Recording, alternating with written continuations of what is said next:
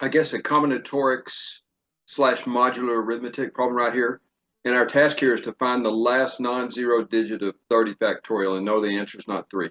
30 factorial means 1 times 2 times 3 all the way out to 30. And so we're tasked with finding, there's going to be always going to be trailing zeros, which we will count, and we want to find that last, the last non-zero digit, basically, or the one that precedes all the zeros, single digit, okay? Yeah, this is a function I found in a book by Underwood Dudley. It counts the multiples of 5 in 30 factorial. Notice here we have, this is the what they call the floor function. So 30 divided by 5 just returns an integer 6, so nothing gets done. It's just 6. All right. And that what that counts is the number of multiples of 5 less than or equal to 30. And there's 6 of them without even applying the floor function. Now, but notice that one of the multiples was 5 squared and one of the 5s didn't get counted. So that's why we have to do 30, the floor of 30 over 5 squared. That's 30 over 25. It has a floor of 1. Now we run all the way out to 5 cubed, and notice you would have a floor of 0 since 30 divided by 5 cubed is a proper fraction. So the takeaway is that we have 7 multiples of 5, okay? But there's plenty of 2's to go around, so that means that we have 7 trailing zeros. We didn't have to count the 2's. We know there's enough of them, right? So we have 7 trailing zeros. And so this observation right here and then a bunch of modular arithmetic will solve the problem. The last non-zero digit of 30 factorial is the last digit of the product of the remaining prime factors. Okay. Now I went through, and I'm not going to go through all this work with you, but this gets you all the exponents of the prime factors.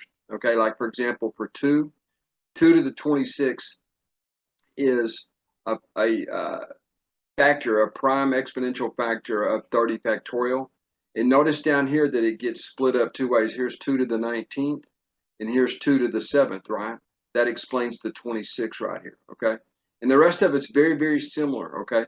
But so we're interested, and let me just scroll down here a little bit. Whoops, where did we end up here? Okay, we got to go to, we're right here, okay? Now, so all we have to do now, since we know this accommodates the zeros, the 7 zeros, is do modular arithmetic just on this piece right here, the blue piece, okay? And that's what I have right here, folks, is this blue piece. All right, I have that highlighted here for you, or whatever you want to call it. The rest of this is just pure. Let me get the marker working here. Let's see. Okay, now, there is one result, ladies and gentlemen, I'd like to go over with, so you'll that helped out quite a bit in reducing this modular arithmetic statement. There's a result. It's called the Euler Totient function that goes like this, and I'm just going to write it out for this particular case. It says 3 raised to the phi, and that's phi, folks, the phi function. 3 raised, and we're doing modulo 10 here because modulo 10 will get the remainder. You know, like 98 mod 10 is 8, right? So doing mod 10 will get you the remainder, or the last digit, excuse me, the last digit. But 3 phi at 10. Okay. And this is a pretty well-known result by Euler, congruent to 1 mod 10.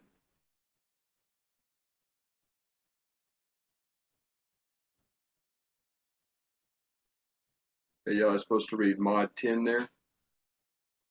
Not mad. It looks mad, doesn't it? But y'all, this really is the same thing as just saying phi of 10 counts the number of values less than or equal to 10 that are relatively prime. So there's 4 of them. So let me come right down here, running out of space the way I got things set up here. This is the same thing as saying 3 to the 4th. And that's the totient of 10. The totient of 10 is 4 because there's 4 numbers, 4 natural numbers less than or equal to 10 that are relatively prime to 10. So we know this, 3 to the 4th is congruent to 1. And of course it is mod 10, okay? 3 to the 4th is congruent to 1 mod 10. And that's how we simplified this, folks. If you take a look right here, you can write 3 to the 4th. You can write 3 to the 4th is 3 to the 4th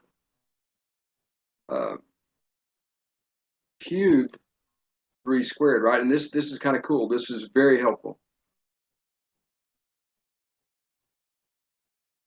Okay, folks, hope you see that. The marker's working okay, it looks like. So yeah, you see how this 3 to the 14th changed to 3 to the squared here? Okay. Now the 3 squared here, so that really helped. That reduced the exponent substantially, makes it more computable. Now everything else here, 11 is congruent to 10 mod, 11 is congruent to 1 mod 10. Now 13, that's a little trickier. Let's see, 11, we get the 1 here. Now what about the 13? 169. Yeah, right here, folks. All of this reduces. 13 is congruent to 3, right? And 3 squared is 9. Everybody comfortable there? 17 reduces 17 is congruent to 7 mod 10. Okay, and the rest of it, it's very, very similar all the way through here, folks. You can check out all the arithmetic. I tried to do all of this so you can see it and I don't have to talk too much. Okay, but in any event, if you work it all the way down to here, right here, folks, the very last thing I'd like to say is that 2 to the 8th is equal to 256, right? So that's where this 6 comes from. 256 is congruent to 6. That's where these 2 6s came from, and that's how we reduce 2 to the 19th, which you can't apply the Euler Phi function to it because 2 is not relatively prime or co-prime to 10. Okay? So anyway, folks, from here you can see that A must equal to 8. Okay, and so that is our last digit. A equals 8 is the solution to this problem. The last non-zero digit in 30 factorial is 8. Okay, I hope you enjoyed it.